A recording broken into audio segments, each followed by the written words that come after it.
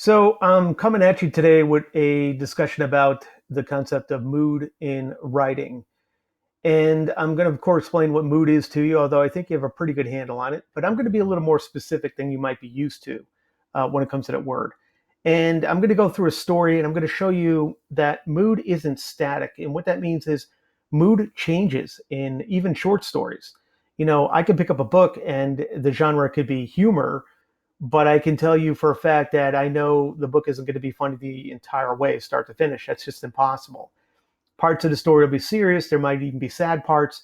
Certainly, overall, things will be done in a humorous and funny way, hopefully. So let's get to what mood is. And let me explain why I'm doing this. The goal is always, always, always to make you more betterer than you are at the things that you do now. Oh, there's no such word as betterer. I probably should have known that as a reading teacher. Okay, well, I can substitute that because I'm good on the fly. I'm going to make you the bestest that you can be at understanding mood in writing. So here we go. I got this story called Following Boo. It comes from Scholastic. Great little story. I'm going to give away parts of the story, but not all of it. And if anybody is actually interested in seeing this story, I'd be willing to pass it on to you because it is such a good story. Here's the background. We have a family who's traveling, and the main character is with his family when they sort of end up in a place they don't expect to. And it's kind of near a swampy area. They're in the Florida Everglades. And while they're at this spot, something comes out of the woods to kind of visit them. And you can probably guess it's the dog you see here in the cover. And I'm not going to go beyond that point because I want to get into what we're talking about. So here we go. The story's called Following Boo. Let me begin with this little part here. It says fantasy, a story with magical elements. I always pay attention to these in Scholastic because they're massive clues to what you're reading. And knowing a genre helps to unlock a lot of stuff. If I know this is a story, I know it's not real. And if I'm seeing it has magical elements, that means parts of it are maybe not going to be realistic at all because magic doesn't really happen, of course, right? So let's go into the story. Following Boo.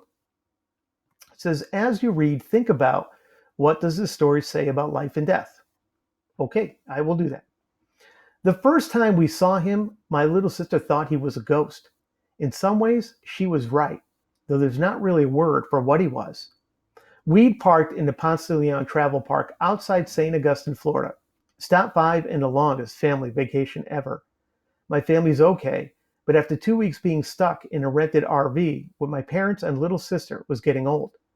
Dad said we needed this vacation, especially Mom, after everything that had happened.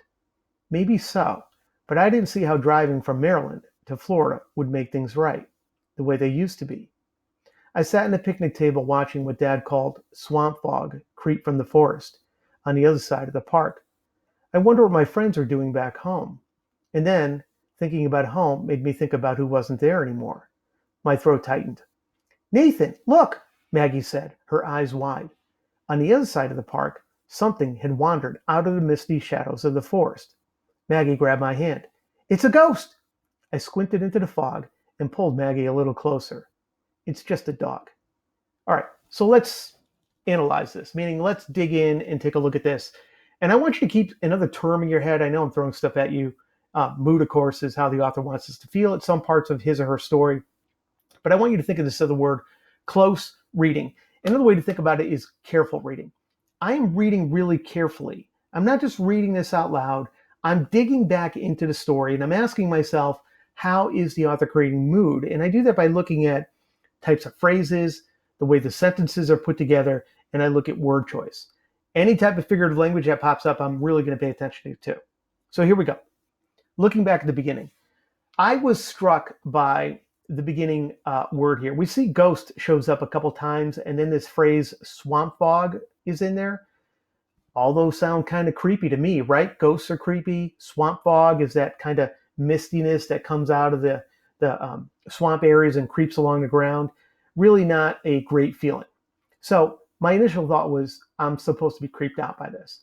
But there's a nuance here. And what I mean by nuance is, it is a lot more subtle than that. It is not just a simple label, this is about creepiness. There's something else going on here.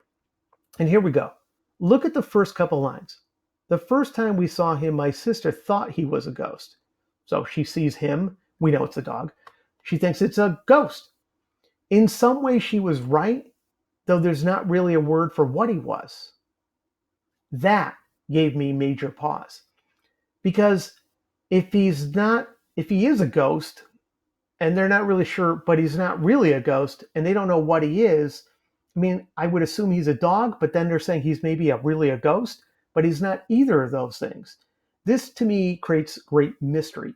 And it brings me back to the beginning part, which I was paying attention to here as a good reader. It's a fantasy story. It's a story of magical elements. Something in here is not going to be legitimate to our actual world. And apparently it is going to be Boo. So, what is the initial feeling I'm supposed to get here? I felt puzzled and I felt a little creeped out. And then this line happens. It's just a dog. And a little later, I highlighted this part. The dog trots over and looks at them with smiling eyes. Now, that, by the way, is an example of personification because your eyes, even a dog's, they cannot smile, right?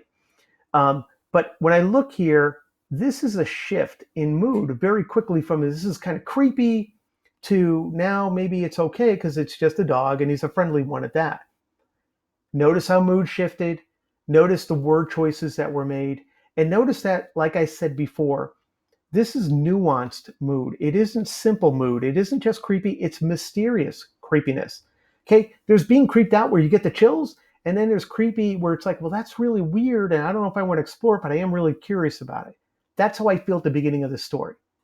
A lot of explanation for just a few paragraphs, but that's the nature of studying how a writer puts something together. You have to be willing to dig a little deeper or do this close or careful kind of reading. Let's go a little further. So eventually what happens is the family decides they're going to settle in for a bit. And the girl wants to keep the dog. Maggie wants to keep the dog, but they're not going to be allowed to do that. And so they shoo the dog away.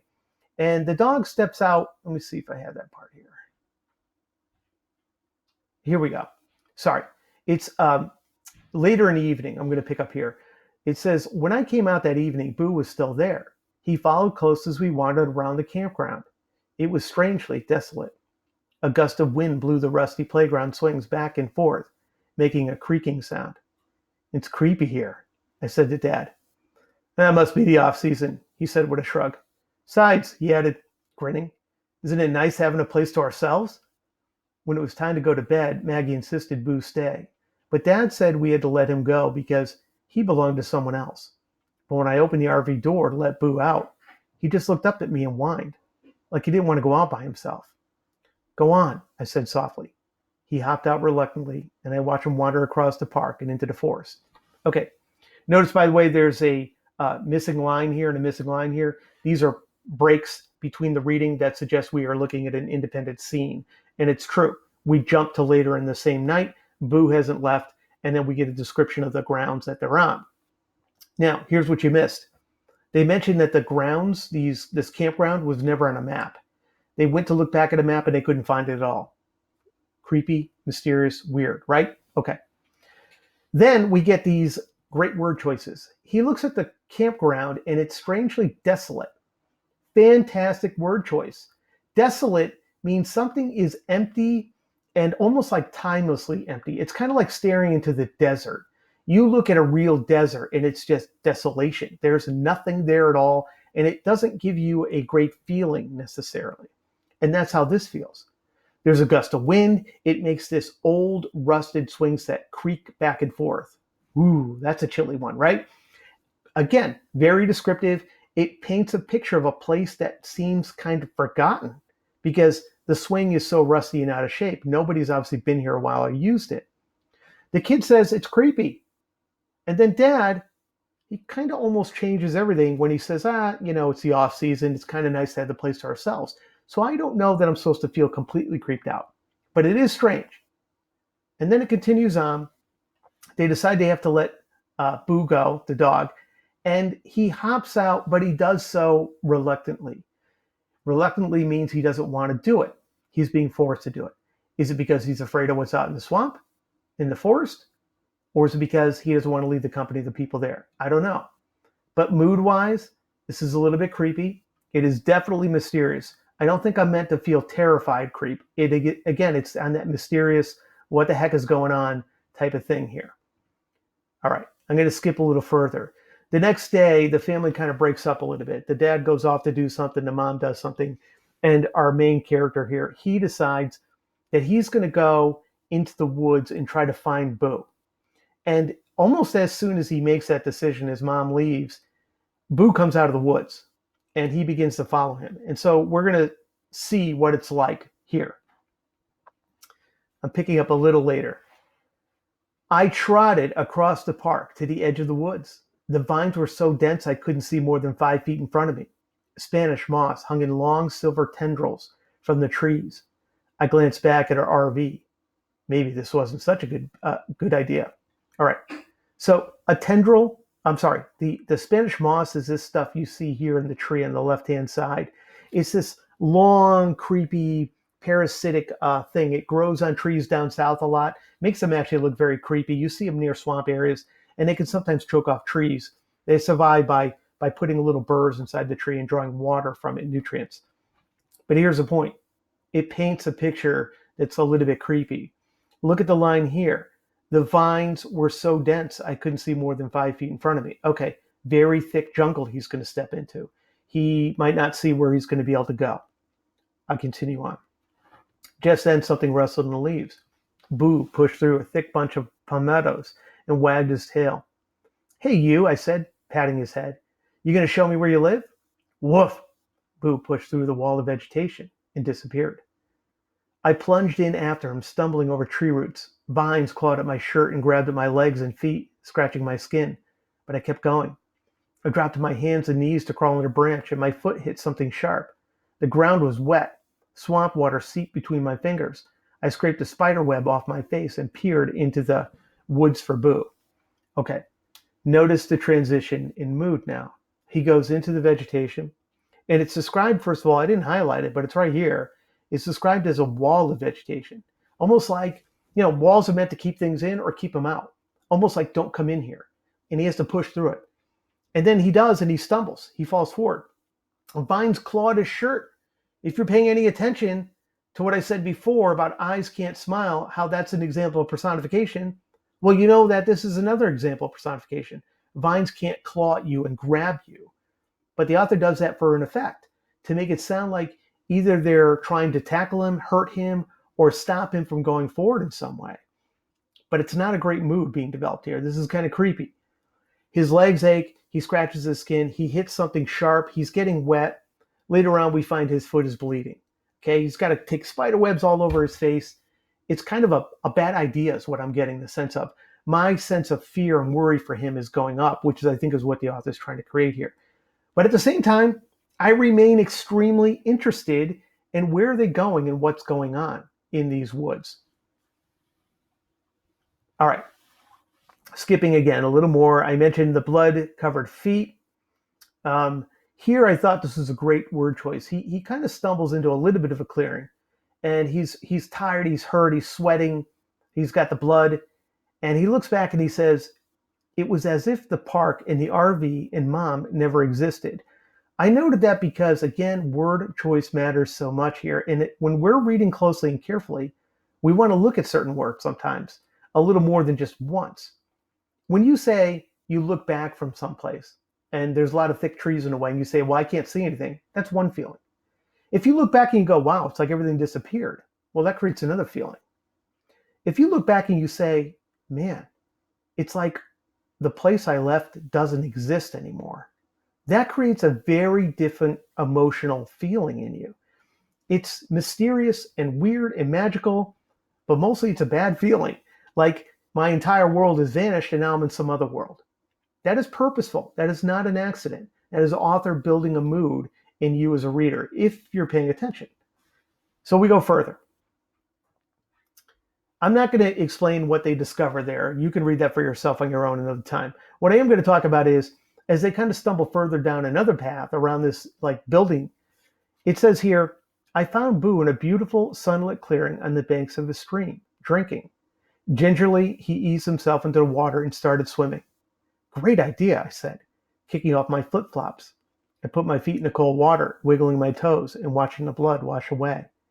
It felt awesome. Closing my eyes, I listened. Wind rustling leaves, birds singing, the gurgle of the stream, a magical oasis in the swamp. Grandpa would have loved this, I whispered. Okay. My mind exploded, and I'll tell you why. Your mind should have exploded too. What's going on here is we have a shift in mood. We went from creepy, mysterious, and kind of a sense of danger going through the woods and what the heck is going on to that my whole world that I used to know has vanished to now our main character is with the dog relaxing in the water and really enjoying himself. And it seems very strange, but the mood being created here is one of massive peacefulness and restfulness. And I'm going to prove it. It says, I found Boo in a beautiful sunlit clearing. So beautiful, sunlit, these are positives. And he's drinking gingerly. He eases himself into the water and he starts swimming. So the dog very slowly gets in and he's enjoying the water. The kid decides to join, jumps in, and he feels the cold water. He wiggles his toes in the water. What a great feeling that is, right? And then he watches the blood go away and he says, I feel awesome. This is a great feeling. I love it. Closing my eyes, I listened. And he hears wind rustling leaves, a nice sound, birds singing, another nice sound, and the gurgle of the stream. These are short, little, impactful sentences, almost like a little piece of poetry snuck inside the story. He closed his eyes and he listened. Wind rustling leaves. He didn't say, I heard wind rustling leaves and then list them. The author, she decided she'd break them into each little, almost like bullet points for you to pay attention to. I actually would have liked it if she had put one under the other on their own little lines. I think it would have been more effective, but her choice, not mine. Wind rustling leaves, birds singing, the gurgle of the stream.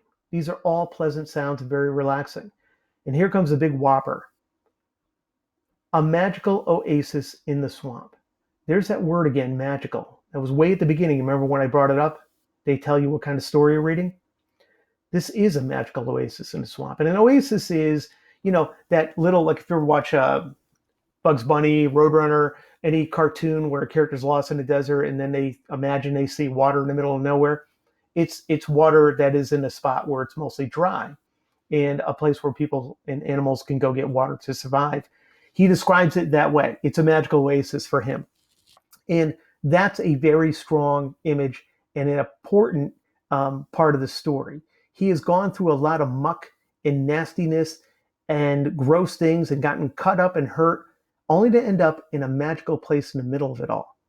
Complete and total mood shift. All right, I'm not going to wrap it up. I'm not going to give away what the heck is going on in the middle of these woods. I'm not going to clue in for you whether this takes another twist and it gets more creepy again and more mysterious, or whether this turns into some great, beautiful ending. Not giving that away. But I think you have the idea what mood is, right? I was put into several moods reading this story, and that was purposeful. And I had to figure that out by reading very carefully. I didn't just do it in one sitting and I was done. I read it, thought about it, moved on, read it, thought about it, moved on, until I had a good understanding of what was being forced upon me, which was okay because it's quite a good story. Hopefully this helps you to become the bestest reader of mood that you can be. Thanks.